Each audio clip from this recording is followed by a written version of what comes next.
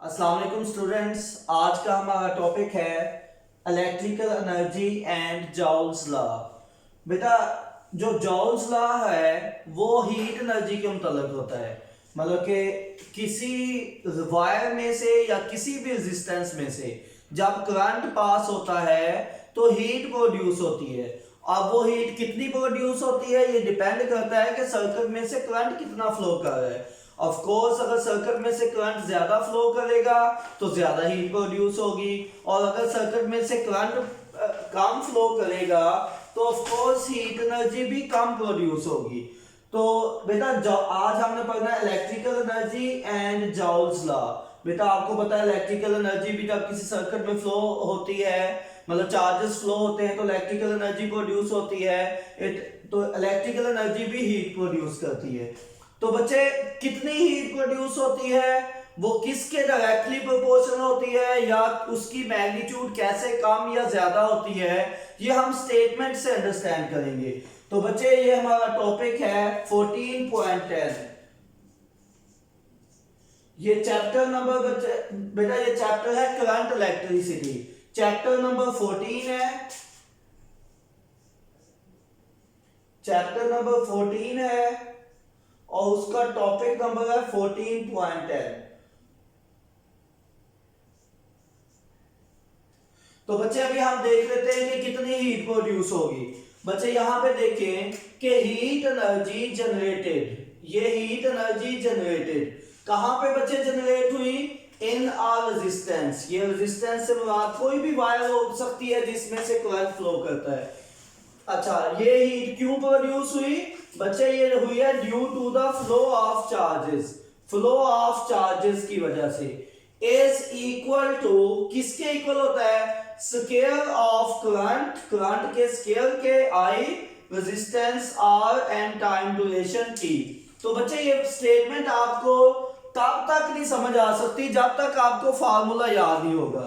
तो इसका mathematical form लिख ले या फार्मूला लिख ले, दिस इज मोस्ट इंपॉर्टेंट, क्योंकि जिस बच्चे को ये फार्मूला आएगा इसी का वही स्टेटमेंट को याद रख सकता है इजीली। अब बच्चे इसका फार्मूला क्या होता है? क्योंकि हम कह रहे हैं कि हीट एनर्जी प्रोड्यूस होती है तो हीट को हम बच्चे H लिखते हैं। तो इज इक्वल टू किसके इक्वल है बच्चे? हमने कहा कि स्केयर ऑफ करंट, तो इट मींस कि हमने स्केयर ऑफ करंट लिखना है आई स्केयर। और बेटा किसके इक्वल है? Is equal to the square of current I, resistance R and time T। एक इसमें मतलब कि रेजिस्टेंस R आना है और एक आना है टाइम T। यहां पे बच्चे मैंने एक जानबूझ के नहीं लिखा कि ये किस प्रोडक्ट है या सम है, ये क्या है। देखो बच्चे आपको नजर आ रहा है ये सारे आपस में प्रोडक्ट हो रहे हैं, तो इट मींस कि आपने ये बताना है कि जो फ्लो ऑफ ये किसके इक्वल होता है? Is equal to the square of current से पहले आप लिखेंगे the product of square of current. क्यों बच्चे? क्योंकि जो करंट है या जो रेजिस्टेंस है या ये टाइम है, ये सारे आपस में क्या हो रहे हैं? प्रोडक्ट। आपको पता है जिसके दरम्यान में कोई सिंबल ना हो वहां पे प्रोडक्ट होती है। तो इट मींस के जो हीट एनर्जी प्रोड्यूस होती है किसी भी रेजिस्टेंस में वो किस वजह से? Due to the flow of charges. Flow of charges की वजह से is equal to square of current I, resistance R and time duration T, इनके इक्वल होती है। ठीक है बच्चों? ओके, ये मीटिंग में आपकी रिजॉइन कर देता हूं। अच्छा बच्चे, इसके बाद देखें ये हमने इसकी स्टेटमेंट और फार्मूला कर लिया। अब जिस बच्चे को फार्मूला आता है वो इजीली इसकी स्टेटमेंट लिख सकता है। कैसे? बेटा ये देखो, हीट जनरेटेड कहां पे जनरेट हुई? इन रेजिस्टेंस, किसी भी रेजिस्टेंस के अंदर, इज इक्वल टू, इसको बच्चे कहते हैं इक्वल टू। अच्छा, अब ये आपस में क्या हो रहे हैं? सारे प्रोडक्ट हो रहे हैं ना, तो हम लिखेंगे कि product of square of current I, resistance R and time T। तो बेटा ये इन सब के इक्वल होगा, तो ये स्टेटमेंट है इसकी। अच्छा बच्चे, यहां तक हम, मेरा ख्याल है हर बच्चे को समझ आ गया होगा कि जब किसी भी वायर में से करंट फ्लो करता है तो वो किसके, उसमें से जो हीट पैदा होती है वो किसके इक्वल होती है। तो बच्चे ये मैं आपकी मीटिंग सेट कर दूं।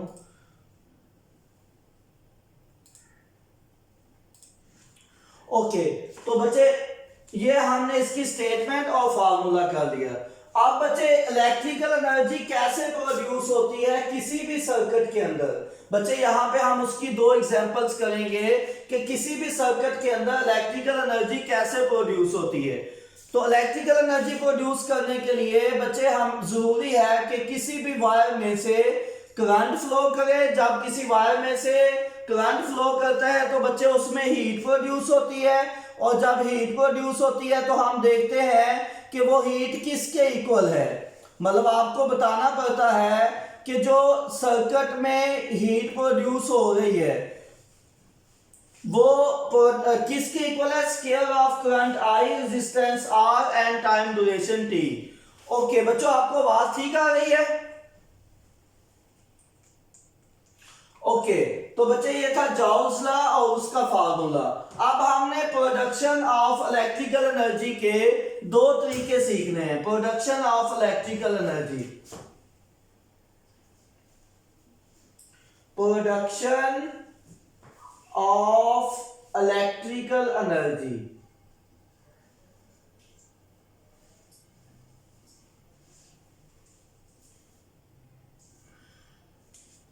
एक तो बच्चे हम टरबाइन वाला तरीका देख लेते हैं। आपको पता है टरबाइन जो होती है वो जनरेटर को चलाती है। कैसे टरबाइन जनरेटर को चला सकती है? बेटा टरबाइन को कौन सा कोई ख्वाब आना है कि उसने जनरेटर को चलाना है? बच्चे जब टरबाइन के ऊपर कोई वाटर फॉल करता है, कहां से कहां, फ्रॉम हायर ग्रेविटेशनल पोटेंशियल से लो ग्रेविटेशनल पोटेंशियल की तरफ। तो बच्चे जब टरबाइन के ऊपर वाटरफॉल करता है तो वो आगे से जनरेटर को रन करती है तो इलेक्ट्रिकल एनर्जी प्रोड्यूस होती है। तो ये मैंने आपको एक सिंपल सा तरीका बता दिया कि टरबाइन रन जनरेटर। टरबाइन जो होती है वो जनरेटर को चलाती है। पहला मेथड देख लें बच्चे, टरबाइन्स रन्स जनरेटर। बेटे टरबाइन जो है वो जनरेटर को कैसे चलाती है?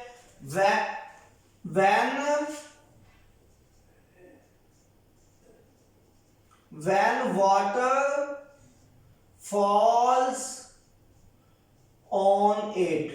बेटा जब इसके ऊपर कोई पानी या वाटर फॉल करता है, बच्चे ये वाटर कहां से फॉल करेगा? ऑफ कोर्स वो हायर ग्रेविटेशनल पोटेंशियल से लोअर ग्रेविटेशनल पोटेंशियल की तरफ फॉल करता है। When water falls on it, कहां से कहां? From higher gravitational potential, from higher gravitational potential, from higher gravitational potential to lower gravitational potential।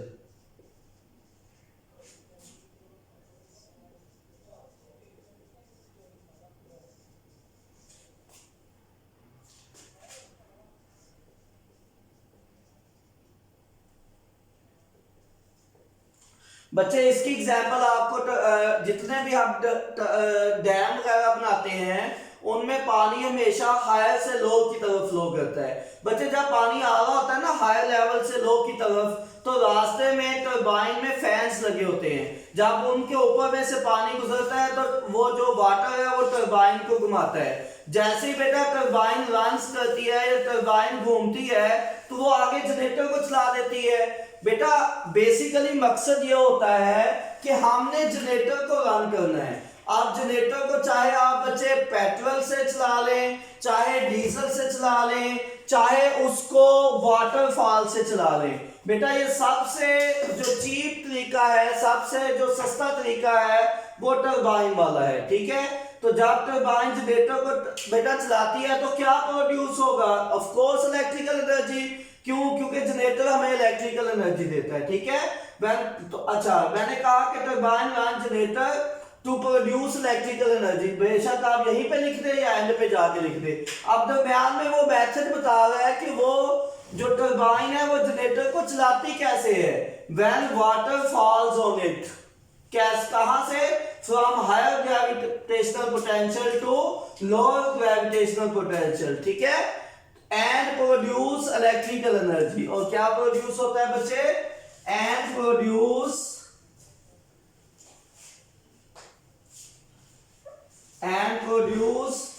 Electrical energy. तो बच्चे एक तो ये सिंपल सा तरीका है कि टरबाइन जनरेटर को चलाती है जब उसके ऊपर वाटर फॉल करता है, कहां से कहां? फ्रॉम हायर ग्रेविटेशनल पोटेंशियल से लो ग्रेविटेशनल पोटेंशियल की तरफ। बच्चे ये तो आप घरों में भी कर सकते हैं। आप एक पानी का पॉन्ड बनाएं थोड़ा सा हाइट के ऊपर और दूसरा थोड़ा नीचे बना दें। अब पानी जब ऊपर से नीचे आएगा रास्ते में आप फर्ज करें एक सिंपल सा फैन लगा दें जो आगे किसी मोटर के साथ या टरबाइन के साथ अटैच हो। जैसे ही वो मोटर या टरबाइन चलेगी वो आगे जनरेटर को चलाएगी तो जनरेटर इलेक्ट्रिकल एनर्जी प्रोड्यूस करेगा। ये एक तरीका मैंने बता दिया। बच्चे इसका दूसरा तरीका क्या होता है? दूसरे तरीके में हम ये बताते हैं कि व्हेन चार्ज फ्लो फ्रॉम, जिस तरह बेटा यहाँ पे वाटर फ्लो किया था ना हायर से लो की तरफ तो इलेक्ट्रिकल एनर्जी पैदा हुई, सिमिलरली जब चार्ज भी हायर पोटेंशियल से लो पोटेंशियल की तरफ जाता है तो वो भी इलेक्ट्रिकल एनर्जी प्रोड्यूस करता है। तो हम क्या लिखेंगे कि when charges flow from, when a charge flow, कहां से कहां बच्चे?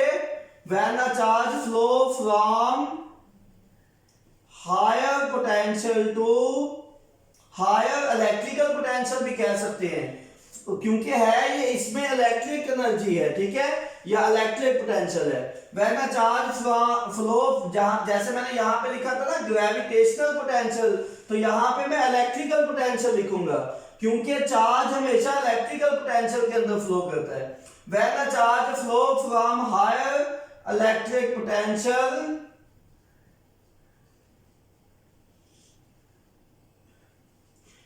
to lower electric potential, from higher electric potential to lower potential, ये भी क्या करेगा बच्चों? ये भी इलेक्ट्रिकल एनर्जी प्रोड्यूस करेगा।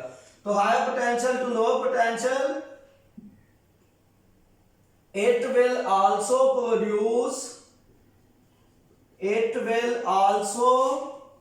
produce भी कह सकते हैं बच्चों, डिलीवर भी कह सकते हैं। it will also deliver या produce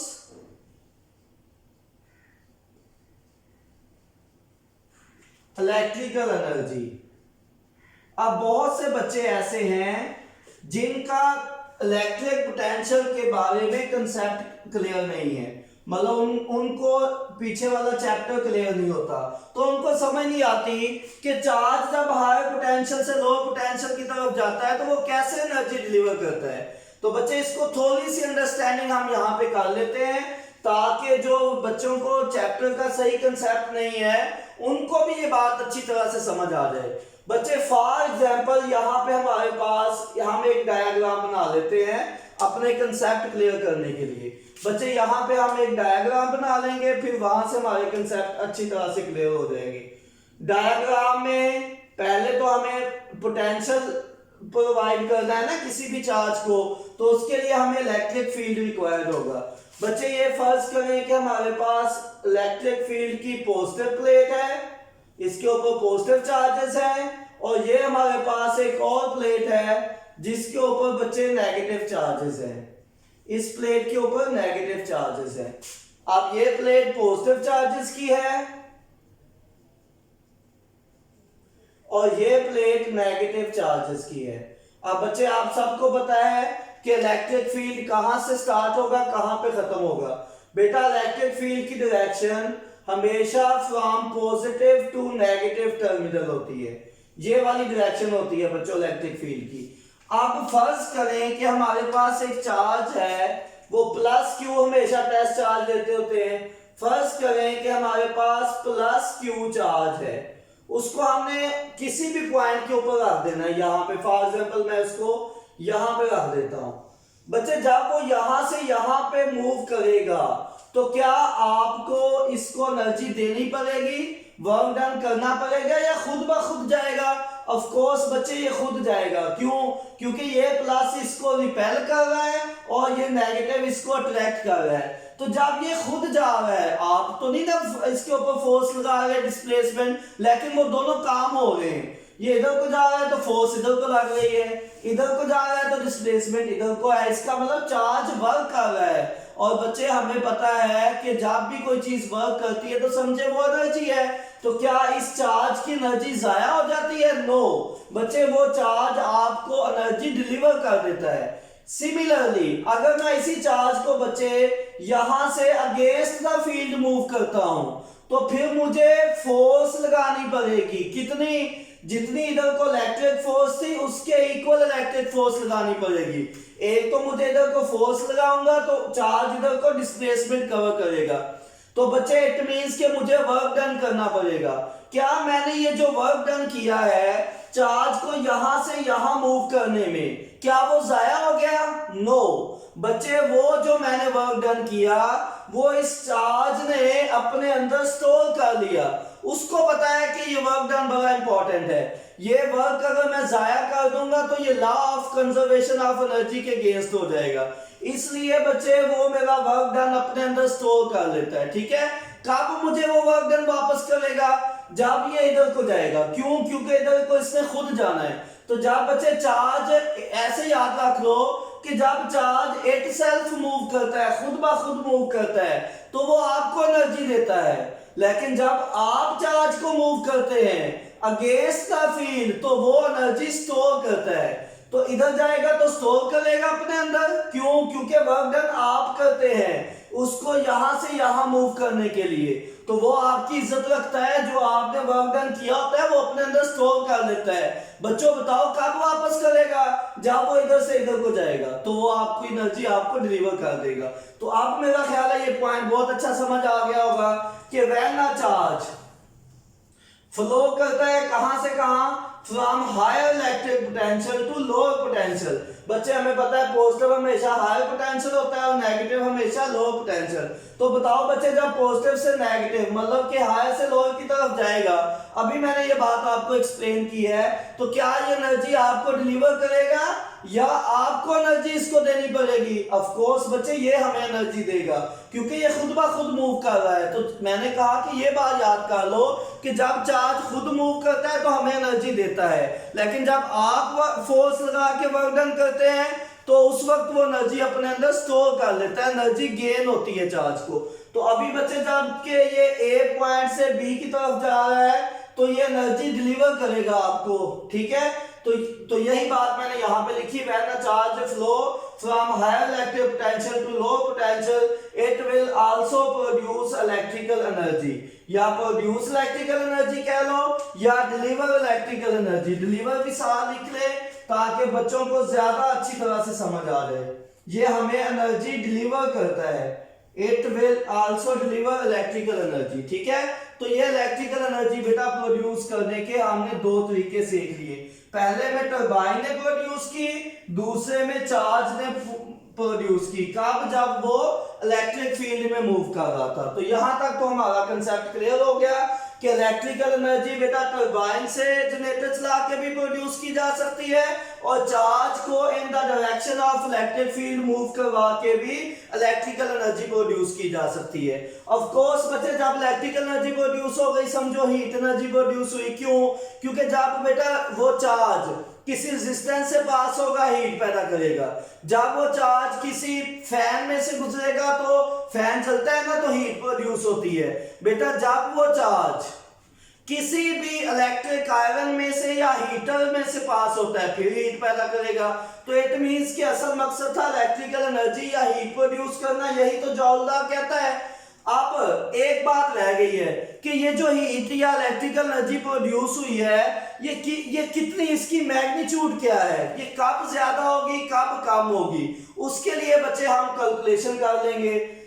तो इसके बाद हमने इसकी कैलकुलेशन करनी है। तो बच्चे इस लॉन्ग क्वेश्चन में क्योंकि डायग्राम नहीं थी तो हम खुद से ले आए डायग्राम। तो बच्चे लॉन्ग क्वेश्चन में डायग्राम का एक नंबर होता है, इसलिए हमने इसको किसी भी लॉन्ग क्वेश्चन में स्किप नहीं करना। अगर तो बुक में है तो वेल एंड गुड, नहीं है तो खुद से बना लो, क्योंकि बेटा बोर्ड में एक एक नंबर इंपॉर्टेंट है।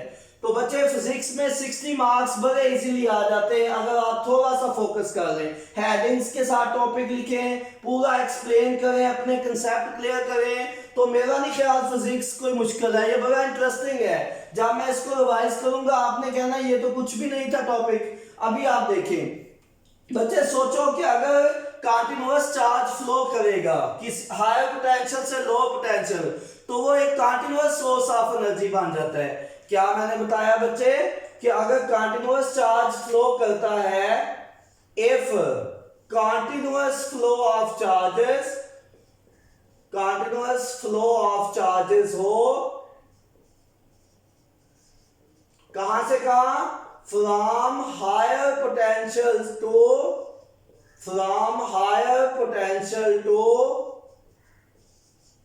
Lower potential. बच्चे जब कंटीन्यूअस फ्लो ऑफ चार्जेस होता है कहां से, from higher potential to lower potential, तो बच्चे वो फिर क्या बन जाता है, वो एक सोर्स ऑफ एनर्जी बन जाता है, वो एक कंटीन्यूअस सोर्स ऑफ एनर्जी बन जाता है, कंटीन्यूअस सोर्स ऑफ एनर्जी। ये बात मेरा ख्याल है हर बच्चे को समझ आ गई होगी, क्योंकि यही बात तो मैंने अभी एक्सप्लेन की है। देखो जब चार्ज यहां से यहां मूव करता है तो एनर्जी देता है, यहां से यहां फिर भी एनर्जी देता है, यहां से यहां फिर भी एनर्जी देता है, यहां से यहां आएगा तो भी एनर्जी प्रोवाइड करेगा। तो बच्चे चार्ज एक कंटीन्यूअस सोर्स ऑफ एनर्जी बन चुका है, क्योंकि वो कंटीन्यूअसली फ्लो कर रहा है from higher potential to lower potential. तो जब तक चार्ज हायर पोटेंशियल से लोअर पोटेंशियल मूव करता रहेगा वो एक कंटीन्यूअस सोर्स ऑफ एनर्जी होगा, जिस तरह बैटरी चार्जेस को एनर्जी देती थी, बिल्कुल सेम वे में यहां पे वो चीज है। ठीक है, तो बच्चे ये मैंने बताया कि जब कंटीन्यूअस चार्जेस फ्लो करते हैं, जब बच्चे कंटीन्यूअस चार्जेस फ्लो करते हैं from higher potential to lower potential, continuous flow of charges होता है कहां से कहां, हायर से लो, तो वो क्या बन जाता है, कंटीन्यूअस सोर्स ऑफ एनर्जी बन जाता है। तो यहां तक मेरा ख्याल है सब बच्चों को समझ आ गए। आगे बेटा बहुत ही सिंपल है, मतलब आगे जस्ट कैलकुलेशन आपने करनी है। अब कैलकुलेशन बहुत ज्यादा आसान है। कैसे, हम फर्ज कर लेते हैं बच्चे दो पॉइंट्स के दरमियान पोटेंशियल डिफरेंस V है। फर्ज कर लेते हैं बच्चों के दो पॉइंट्स के दरमियान पोटेंशियल डिफरेंस क्या है, V है। Consider the 2 points with the potential difference V. Consider 2 points. Consider 2 points with potential difference V. With potential difference V. बेटा फर्ज करें कि दो पॉइंट्स के दरमियान पोटेंशियल डिफरेंस V है। ठीक है, ये मैंने लिख लिया V। दो पॉइंट्स कौन से, फर्ज करें यही दो पॉइंट है जो हमने पहले से बनाए हुए हैं, ये पहला पॉइंट है, ये दो पॉइंट है, इनके दरमियान पोटेंशियल डिफरेंस V है, हमने ये फर्ज कर लिया। ठीक है, consider the 2 points with the potential difference V, A और B के दरमियान पोटेंशियल डिफरेंस V है। अब बच्चे दिस इज वेरी सिंपल। अब अगर हम इनमें से 1 कूलम चार्ज फ्लो कराएंगे तो एनर्जी क्या होगी, अगर Q कूलम चार्ज फ्लो कराएं तो एनर्जी क्या होगी, जब बच्चे Q coulomb charge t second में फ्लो कराएं तो एनर्जी क्या होगी। मैंने 3 बातें की हैं। पहली बात मैंने क्या की कि when 1 coulomb charge flow between these 2 point तो एनर्जी क्या होगी। फिर मैंने कहा कि पहले जहां पे मैंने कहा था ना 1 कूलम चार्ज, अब मैं कह रहा हूं 1 कूलम की बजाय when Q coulomb charge flow between A and B तो एनर्जी क्या होगी। तीसरी दफा मैंने क्या कहा कि when Q coulomb charge flow between the 2 points in time t, जब हम टाइम को भी शामिल कर दें, तो ये जब मैं इन तीनों बातें लिखूंगा तो मेरी कैलकुलेशन कंप्लीट हो जाएगी। देखिए हमने कहा कि इन दो पॉइंट्स के दरमियान पोटेंशियल डिफरेंस V है, तो अब सबसे पहला स्टेप मैंने क्या कहा कि when 1 coulomb charge flow between A and B, या when one coulomb charge flow between these two points. पहला केस क्या है? when one coulomb charge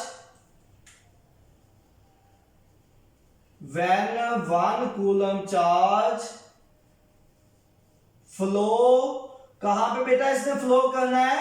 between these two points, between these two points.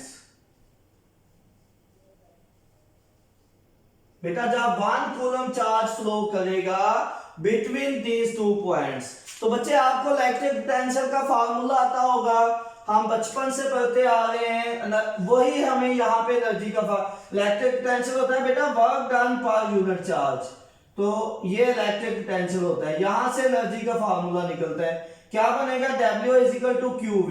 मैंने जब मैं ये चैप्टर बच्चों को पढ़ाता हूं ना, तो मैं शुरू में बता देता हूं कि बच्चे इस चैप्टर का जो वालिद साहब है ना, वो ये फार्मूला है।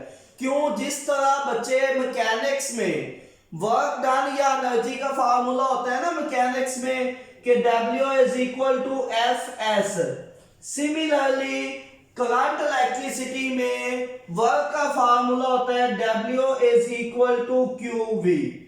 बिल्कुल ये कहां से आता है? ये इससे आता है इलेक्ट्रिक पोटेंशियल की डेफिनेशन से, जो आप प्रीवियस टॉपिक में पढ़ चुके हैं कि work done per unit charge is equal to V। सही है बच्चे? तो यहां से वर्क इधर रहने दो, Q इधर आके मल्टीप्लाई हो जाता है, तो W is equal to QV।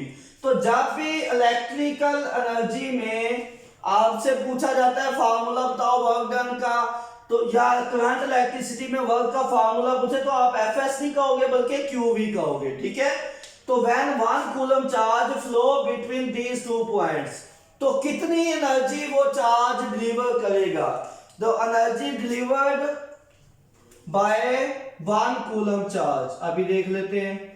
Energy delivered by one coulomb charge, energy delivered by one coulomb charge, कितनी एनर्जी बेटा वन कूलम चार्ज डिलीवर करेगा? एनर्जी को हम बेटा मान लें कि ये W है, तो W is equal to QV। ये हमारा जनरल फार्मूला है, क्योंकि अब हमने वन कूलम चार्ज कहा हुआ है, इसमें वन कूलम है तो Q की जगह पे हम वन लिख लेंगे, तो अब हमारा फार्मूला आ जाएगा W is equal to Q की जगह पे वन लिख दिया, तो ये वन आ गया और ये आ गया V, और वर्क का यूनिट क्या होता है बेटे? जॉउल होता है। तो इसका मतलब ये हुआ कि जब वन कूलम चार्ज फ्लो करता है तो वो V जॉउल एनर्जी देता है। अब हम देख लेते हैं कि अगर वन कूलम ने V जॉउल दी है तो Q कूलम कितनी एनर्जी देगा? हर बच्चे को वैसे समझ आ गई होगी। बताओ बच्चे Q कूलम कितनी एनर्जी देगा? व्हेन, ये सेम लाइन देखें, व्हेन वन कूलम, अब क्या लिखेंगे बच्चे बताओ शाबाश? व्हेन, पहले लिखा था वन कूलम, अब मैं क्या लिखूंगा? When Q coulomb, when Q coulomb charge बच्चे क्या करे? फ्लो करे। कहां पे फ्लो करे? उन्हीं दो पॉइंट्स के दरमियान, बिटवीन दीज टू पॉइंट्स। ये देखिए बिटवीन दीज टू पॉइंट्स। बस हुआ क्या? जहां पे वन कूलम था हमने कह दिया कि अब वो Q कूलम है। तो आप बच्चे कितनी एनर्जी निकल आएगी? देखो ये लाइन आप रिपीट करो, एनर्जी डिलीवर्ड बाय, बच्चों बताओ क्या लिखेंगे? आप सबको समझ आनी चाहिए। एनर्जी डिलीवर्ड बाय, यहां पे क्या लिखेंगे बताओ शाबाश? एनर्जी डिलीवर्ड बाय, यहां पे वन कूलम था, आप क्या लिखोगे? Q coulomb, Q charge. तो फार्मूले में क्या चेंज आ जाएगी बेटा? अब हम लिखेंगे, फार्मूले में क्या चेंज आएगी? लिखेंगे बच्चों W इज इक्वल टू, जहां पे आपने वन लिख दिया था ना Q की जगह पे, अब हमने दोबारा Q लिख देना है, Q इंटू V। क्यों? क्योंकि बच्चे अब चार्ज दोबारा क्या आ गया है? दोबारा चार्ज क्यू भी आ गया, ठीक है बच्चे। और हमें पता है कि ये जो चार्ज है क्यू, इसकी वैल्यू क्या होती है। जिस बच्चे को करंट का फार्मूला आता है वो क्यू की वैल्यू बता सकता है, मतलब जिसको भी करंट का फार्मूला आता है। नो करंट क्या होता है बच्चों, करंट के फार्मूले से हमें पता है क्यू की वैल्यू निकलनी है। अच्छा बच्चे यहां पे एक बात समझ लें, आप चाहे तो Q की वैल्यू पुट कर दें, चाहे तो V की, हमने जाना उधर अपने रिजल्ट की तरफ ही है। दोनों की भी पुट कर दोगे फिर भी वही आएगा, अकेले V की पुट करोगे फिर भी वही आएगा, पहले Q की पुट करोगे फिर भी वही आएगा। अभी हम देख लेते हैं बच्चों। अच्छा ये आपने वर्क का फार्मूला नोट कर लिया सब बच्चों ने कि जो W=Fs होता था आज W=QV बन गया है। तो इसको मैं साफ कर रहा हूं। तो बच्चे डेफिनेशन करंट की बात बोल दे कोई बच्चा कि when Q charge flow in T time. Current का फार्मूला क्या होता है, from the definition of current, directly लिखे बच्चे, from definition of current, from definition of current, from definition of current. हमें बच्चे सबको बताया है करंट की डेफिनेशन क्या होती है, rate of flow of charges, मतलब कि I = Q/T। अब हमें बच्चे Q की वैल्यू चाहिए तो Q = IT बन जाएगा। क्या बन जाएगा, Q = I क्रॉस T, ये बन गया। अब इसकी वैल्यू हमने पुट कर देनी है। ओके बच्चे, इसकी जस्ट हमने ये वैल्यू पुट कर देनी है। मैं ये थोड़ा सा इसको इस तरफ को मूव करना हल्का सा, ताकि ये व्हाइट बोर्ड नजर आए, हल्का सा ये खराब ही ना हो।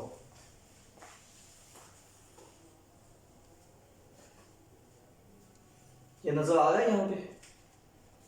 ओके तो बच्चे यहाँ पे देखें कि Q की वैल्यू आ गई I क्रॉस T। अब इसको हम इस इक्वेशन में पुट कर देंगे तो हमें नई जो एनर्जी है वो मिल जाएगी। मसलन ये Q = I क्रॉस T आ गया ना, कब आया, when Q coulomb charge flow between these two points. अब बेटा टाइम भी शामिल हो गया है। अब हम क्या लिखेंगे, सेम लाइन रिपीट हो रही है। यहाँ पे था व्हेन कूलम चार्ज, यहाँ पे था when Q coulomb charge, points वही है, flow between these two points, flow between these two point. बस अब नेक्स्ट में जस्ट आपने टाइम का जिक्र कर देना है कि when Q coulomb charge flow in time t, when Q coulomb charge flow in time t, points कौन से हैं, पॉइंट्स अगेन वही बच्चे पहले वाले हैं, सेम 2 पॉइंट्स, ठीक है। तो क्या कहा मैंने, when Q coulomb charge flow, when ये ब्लू से मैं लिख रहा हूं same line, when Q coulomb charge flow in time t या in t seconds, in t seconds, क्योंकि टाइम इन्वॉल्व हो गया, इन t सेकेंड्स, आगे फिर वही line, between these two points, between these two points, between these two points. अगर किसी बच्चे को नजर नहीं आ रहा बच्चों तो मैं साथ बोल भी रहा हूं, आप अपनी नोट्स पे नोट करते जाएं। मैं फिर रिपीट कर देता हूं। पहले मैंने कहा कि व्हेन 1 कूलम चार्ज फ्लो, फिर मैंने कहा when Q coulomb charge flow. अब क्या कह रहा हूं, when Q coulomb charge flow in time t second between these two points. So energy कितनी डिलीवर होगी, so energy deliver is equal to, क्योंकि असल में तो हमने एनर्जी डिलीवर निकालनी है ना, so energy delivered is equal to, बच्चे आप टाइम उसकी वैल्यू पुट कर दो, Q की जगह पे जस्ट I क्रॉस T, यहां पे Q की जगह पे I क्रॉस T पुट कर दो। Put value of Q in equation 1, put value of Q in equation 1। तो बेटा क्या जस्ट Q की value I cross T put करनी है हमने, तो क्या बन जाएगा, I cross T into V, I cross T into V, या इसको मैं रीअरेंज करके लिखूं तो मैं v cross I cross t भी लिख सकता हूं। तो ये आ गई एनर्जी डिलीवर। एनर्जी डिलीवर को बच्चे W भी कहते हैं, H भी कह सकते हैं, ठीक है। ये यहां तक बात कंप्लीट होगी। वो इक्वेशन 1 थी, इसको हम इक्वेशन 2 कह देते हैं। ये हमारे पास इक्वेशन 2 है। अब बेटा जस्ट एक बात रह गई जिसकी हमने वैल्यू नहीं पुट की। देखो यहाँ पे हम Q की वैल्यू पुट कर चुके हैं। अब जस्ट हमने बच्चे किसकी वैल्यू पुट करनी है? अब जस्ट V की वैल्यू पुट करनी है। तो हमें पता है कि V की वैल्यू ओहम्स लॉ से निकलती है। From Ohm's law, Ohm law बताता है हमें कि V is equal to I R होता है। V is equal to I R. अब बच्चे फौरन से देखो, इसमें वैल्यू पुट कर दो V की, क्या बन जाएगा? W is equal to I into R. Ohm law के मुताबिक V is equal to I R, और एक I क्रॉस T बच्चे पहले से मौजूद है। तो क्या बन जाएगा हमारे पास बच्चे? ये भी I है और ये भी I है, तो क्या बन जाएगा? I स्क्वायर, और साथ ये R आ जाएगा और क्रॉस T। तो ये सारा हमारा वही रिलेशन बन गया है जिसको हम लेके चले थे। इसको बच्चे this work is stored in the form of heat. यही वो वर्क है जो हीट की फॉर्म में अपीयर होता है। देखिए बच्चे शुरू में हमने यही कहा था ना कि वर्क जो है या हीट जो होती है I स्क्वायर R T के बराबर होता है। अब यहां से स्टेटमेंट बनाए बच्चे, देखो यही लिखा था ना I स्क्वायर R T। इसके आगे जो एक स्टेप और है वो बाद में कर देंगे क्योंकि हमारी स्टेटमेंट यहां से बनी हुई है। तो हमने जस्ट यहां तक आना था। ये हमारी स्टेटमेंट है।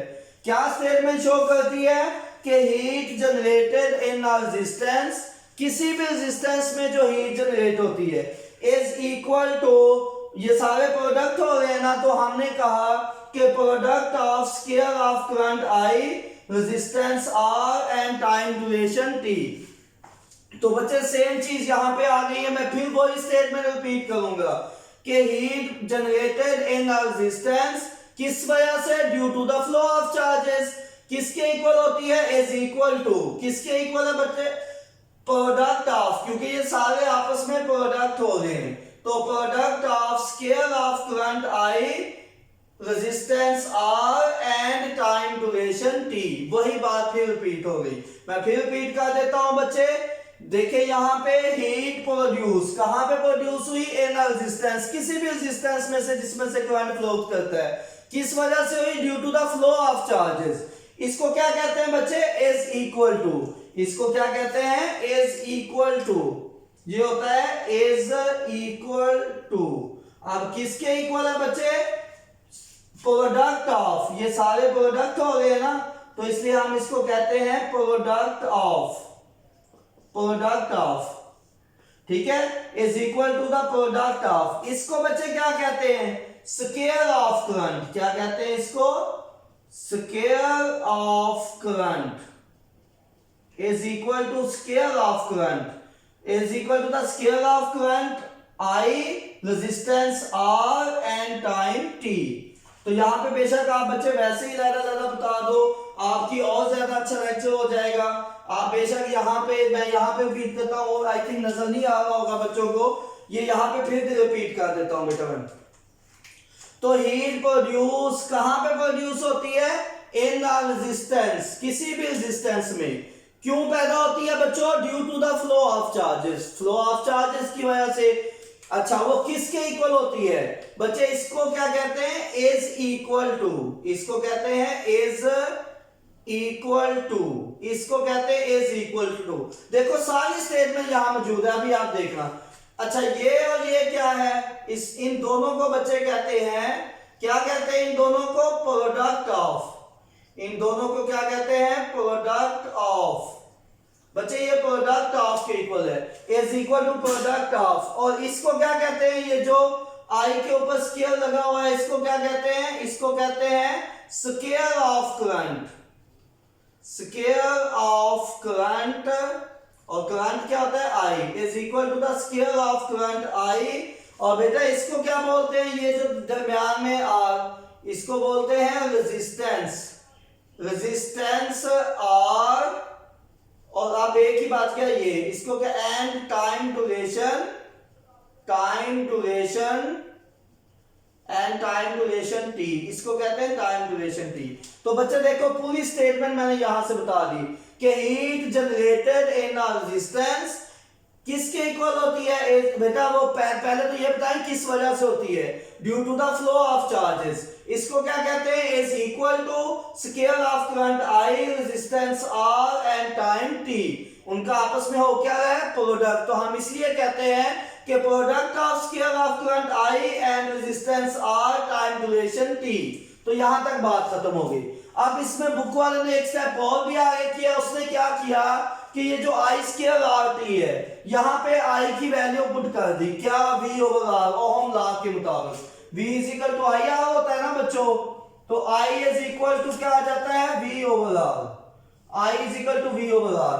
तो जस्ट आप यहाँ पे I की वैल्यू पुट कर दें, क्या होती है, V ओवर आर। इसको मैं थोड़ा सा साफ कर देता हूं ताकि आपको ज्यादा अच्छी समझ आ जाए। ये आपने नोट कर लिया होगा बच्चों। ओके, यहाँ पे देखें हमारे पास था आई आर और यहाँ पे था आई क्रॉस टी। तो हमारे पास हीट का फार्मूला बन गया था आई स्क्वायर आर टी। अब बेटो यहाँ पे हमने आई की वैल्यू पुट करनी, ये जो हमला है यहाँ पे पहले v की पुट की थी, अब जस्ट आई की पुट कर दो, क्या बनेगी, I is equal to V over R. इसी में देखो I is equal to V over R. तो मैं यहाँ पे डायरेक्ट v ओवर आर भी पुट कर सकता था, फिर पहले वो फार्मूला बनता, बाद में ये वाला बन जाता। क्योंकि आपने बुक को फॉलो करना है तो आप पहले इसकी वैल्यू पुट करो, आप आई की पुट करो, क्योंकि चॉइस थी हमारे पास, चाहे हम आई की वैल्यू पुट करते चाहे हम वी की पुट करते। आप बेटा यहाँ पे आई की वैल्यू पुट कर दो, है होती क्या है, वी ओवर आर। तो इसको पुट करोगे तो क्या बन जाएगा नया फार्मूला, बेटा आप बन जाएगा H इज इक्वल टू आई की जगह पे वी ओवर आर आ जाएगा, तो वी ओवर आर का स्केयर आएगा। क्यों बेटा इसका स्केयर आया, क्योंकि आई का स्केयर था, multiply by R multiply by time.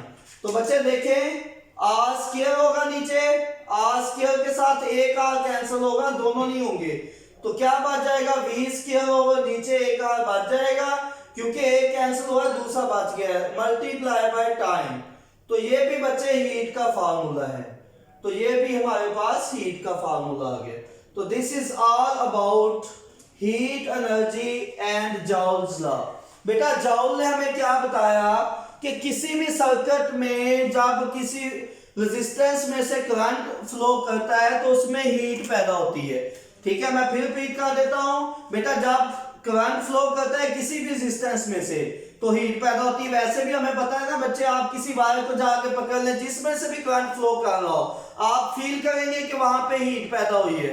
अगर आपसे घर में कोई पूछ ले कि ये वायर क्यों गर्म हुई है, तो आपने कहना है जॉल्स लॉ के मुताबिक। जॉल्स लॉ क्या कहता है कि हीट कितनी पैदा होती है, वो ये कहता है कि जो हीट है वो square of current, resistance R and time T, इन तीनों के प्रोडक्ट से पैदा होती है।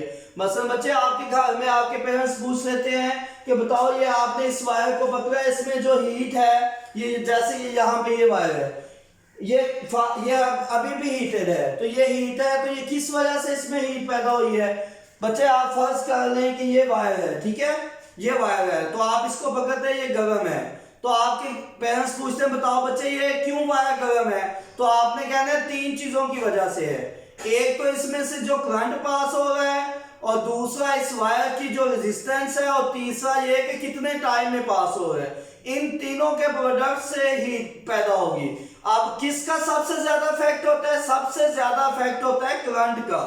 तो बच्चे आप सबको पता है कि ये जो हीट है ये जाया हो रही होती है, मतलब कि इसलिए हम इसके कुछ यूजेस पढ़ लेते हैं।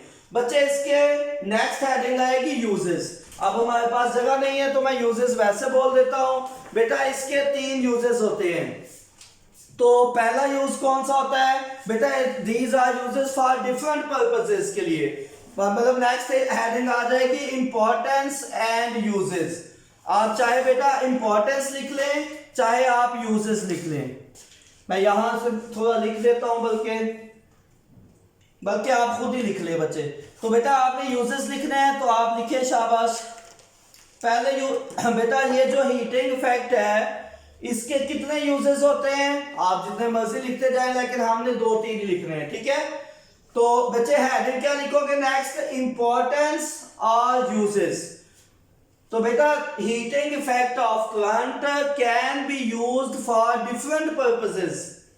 Heating effect of current can be used for different purpose. Example 1, bulb use heat energy. Bulb बच्चे क्या पैदा करता है, आप सबको पता है, एक तो बल्ब लाइट देता है और दूसरा हीट पैदा कर देता है दोबारा। तो bulb use heat to produce. बेटा बल्ब क्या करता है, एक तो उसमें से लाइट एनर्जी प्रोड्यूस करता है और दूसरा हीट एनर्जी प्रोड्यूस करता है। ठीक है, और बच्चे समझ गए हो।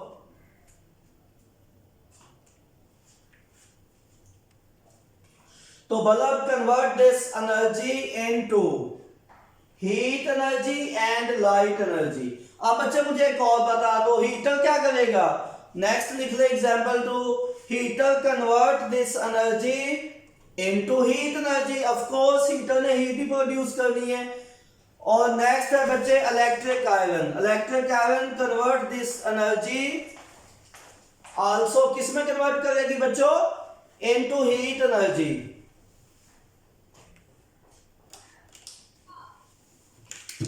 तो इट मीन्स के बेटा जब भी किसी वायर में से करंट पास होता है तो वहां पे हीट प्रोड्यूस हो जाती है।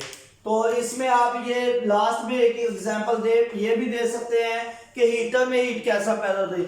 बेटा क्योंकि वायर में से करंट पास हो तो हीट पैदा होती है, इसलिए जो इलेक्ट्रिक हीटर है उसमें से जब करंट फ्लो करता है तो वो हीट प्रोड्यूस करता है। तो बेटा मैंने इसके यूजेस भी बता दिए। इलेक्ट्रिक आयरन और हीटर इसको हीट पैदा करने के लिए इस्तेमाल करते हैं। ये जो बल्ब होता है ये लाइट और हीट एनर्जी देता है। अगर ये पंखे की बात कर लिए जाए तो फैन, शाबाश ये भी लिख लो, इलेक्ट्रिक फैन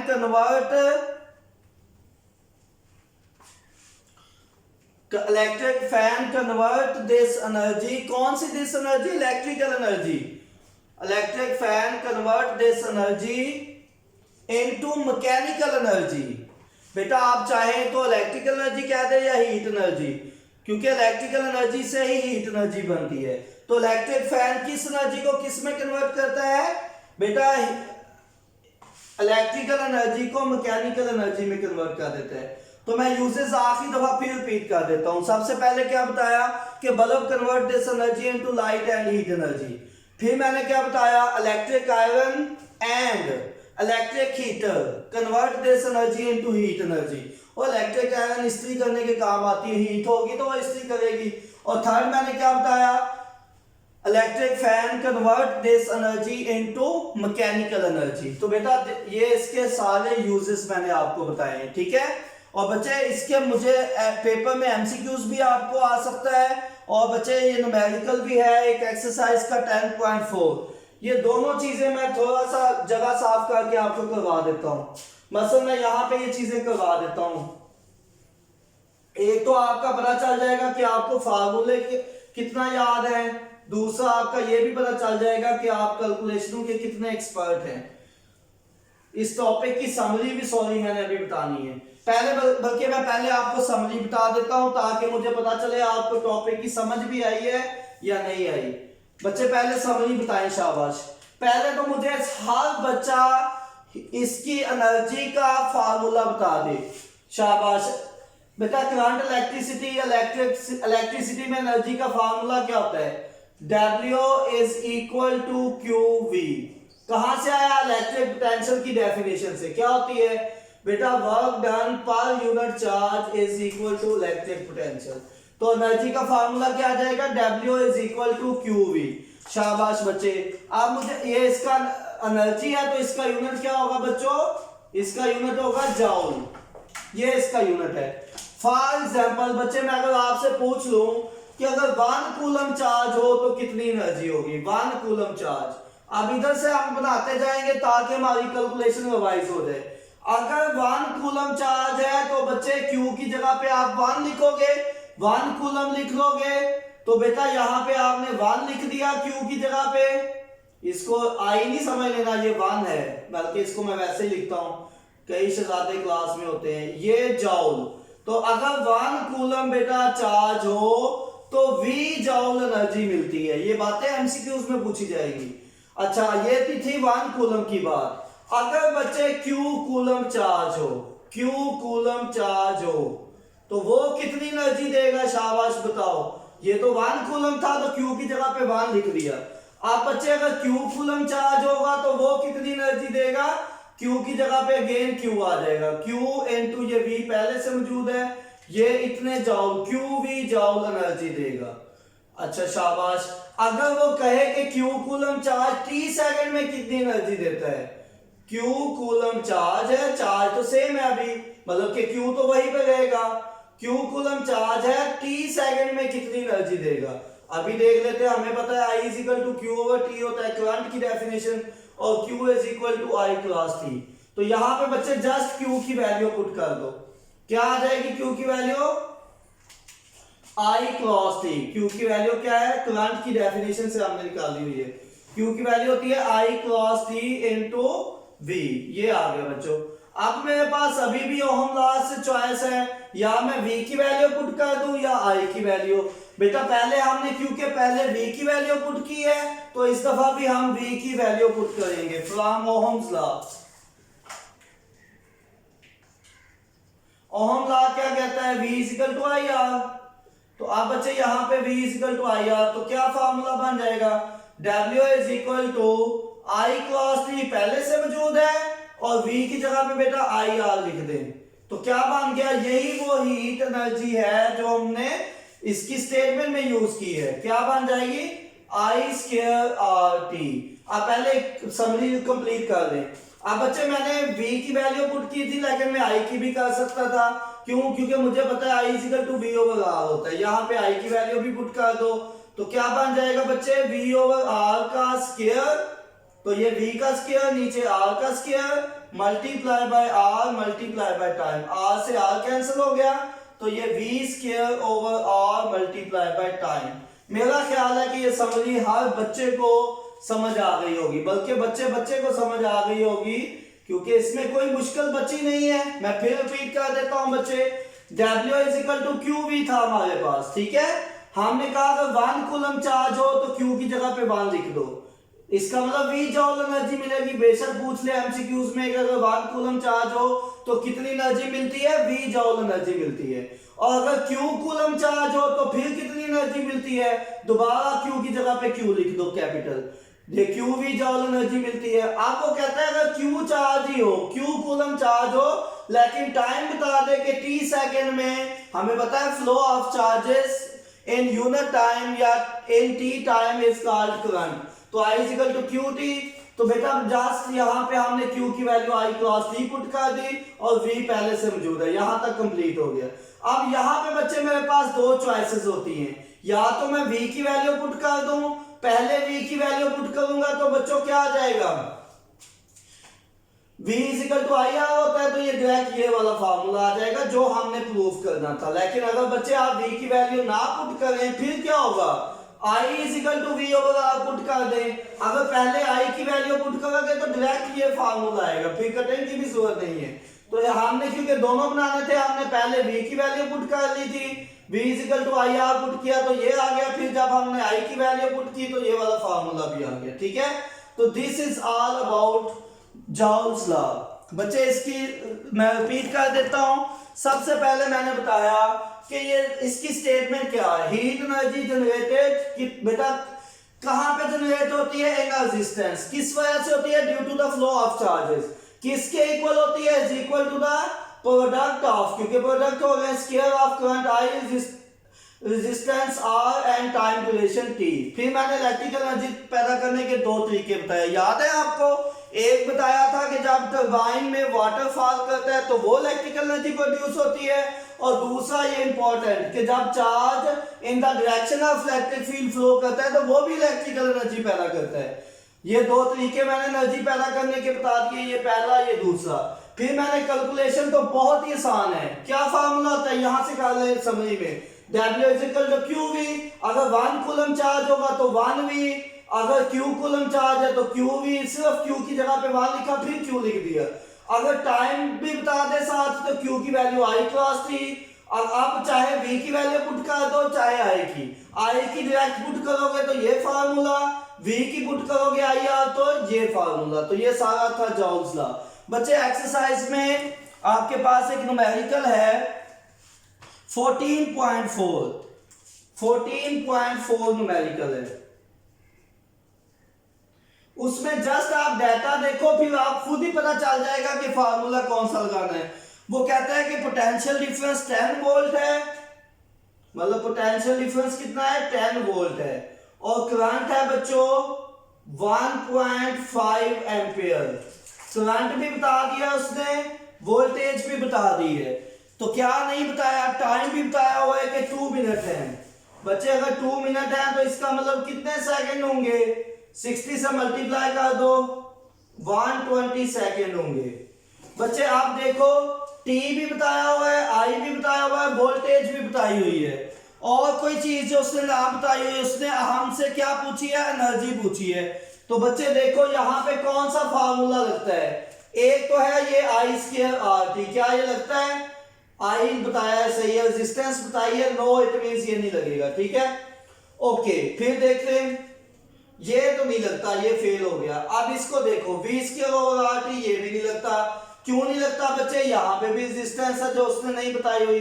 अब तीसरा फार्मूला कौन सा रह गया है, पहले वाला देखो क्यू वी वाला लगता है, अब क्यू नहीं बताया हुआ लेकिन क्यू निकल सकता है, क्यू इज इक्वल टू होता है आई ओवर, हमें पता है Q over T is equal to I होता है, ठीक है, तो यहां से निकल सकता है। तो हमें बजाय ये कि यहाँ पे वैल्यू निकालो, डायरेक्ट ये थर्ड वाला फार्मूला यूज कर सकते हैं। बच्चे देखो उसने हमें V बताया, करंट बताया और टाइम। देखो वोल्टेज, करंट एंड टाइम, ये तीनों सिर्फ एक ही फार्मूला जिसमें ये तीनों आते हैं, तो इन तीनों को मल्टीप्लाई कर दो, मतलब कि तीनों को मल्टीप्लाई कर दोगे तो एनर्जी आ जाएगी, ठीक है। तो एनर्जी इज इक्वल टू क्या आ जाएगी, तीनों को मल्टीप्लाई कर दो। बेटा सिर्फ ये फार्मूला है जिसमें सारी वैल्यूज उसने बताई हुई है। तो आई हमारे पास कितना है 1.5 है। अच्छा आगे क्या, टाइम कितना है बेटा 120 सेकेंड है। अच्छा आई क्रॉस टी और वी कितना है उसने बताया हमें 10 वोल्ट है।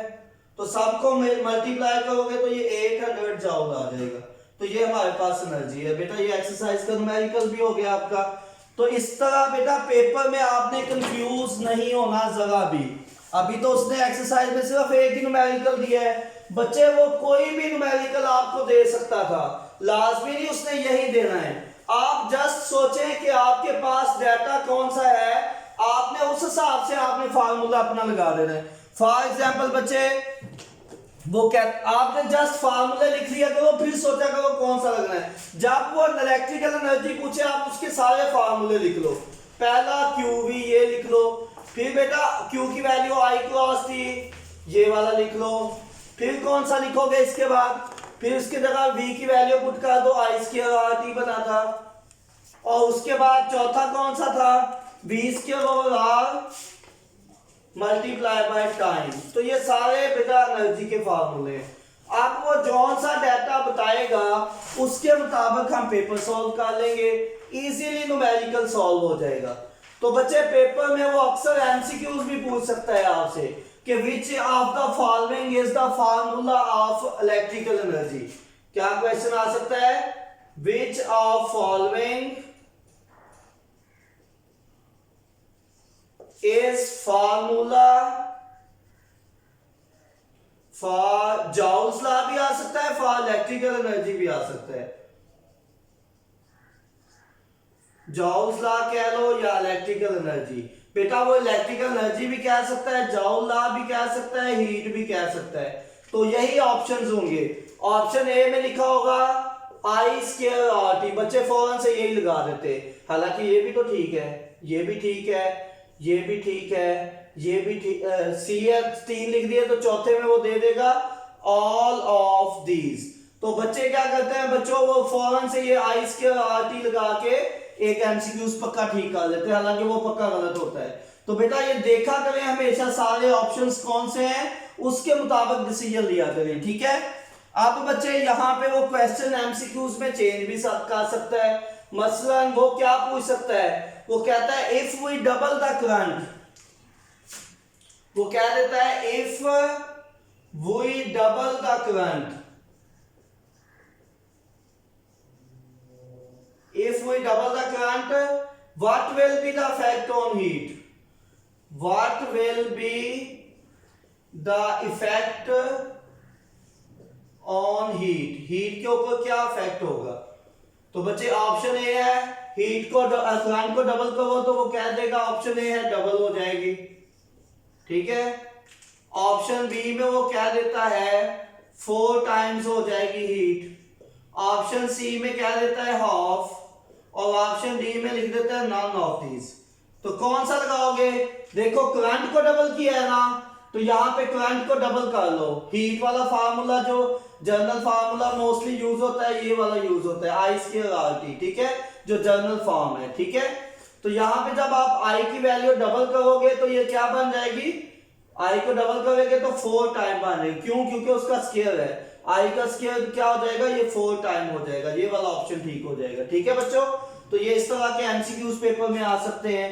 मसलन वो क्या दे कि टाइम डबल होगा तो फिर क्या होगा, टाइम डबल होगा तो इस फार्मूले के मुताबिक भी डबल है और इस फार्मूले के मुताबिक भी हीट डबल हो जाएगी। तो बेटा इस तरह के सिंपल से एमसीक्यूज भी आ सकते हैं। अगर मैं कहूं कि कोई बच्चा सारा टॉपिक जस्ट 3 मिनट में एक्सप्लेन कर दे तो क्या कहोगे? कर सकते हो बच्चे? ऑफ कोर्स कर सकते हैं। क्या? सबसे पहले स्टेटमेंट बता दें कि हीट की जो स्टेटमेंट क्या बनती है बेटा, heat produce generated in resistance R is equal to the किसके इक्वल होती है, product of scalar of current I resistance R and time duration T। उसके बाद फार्मूला लिखे, फिर इलेक्ट्रिकल एनर्जी पैदा करने के 2 तरीके। पहला टरबाइन वाला तरीका, उसमें बेटा टरबाइन जनरेटर को चलाती है कब, जब उसके ऊपर वाटरफॉल करता है। दूसरा बेटा चार्ज भी इलेक्ट्रिकल एनर्जी प्रोड्यूस करता है कब, जब वो in the direction of electric field move करता है तो आपको एनर्जी डिलीवर करता है। और गेन कब करता है, जब आप उसके ऊपर वर्क डन करते हैं। खैर ये दूसरा तरीका था इलेक्ट्रिकल एनर्जी पैदा करने का।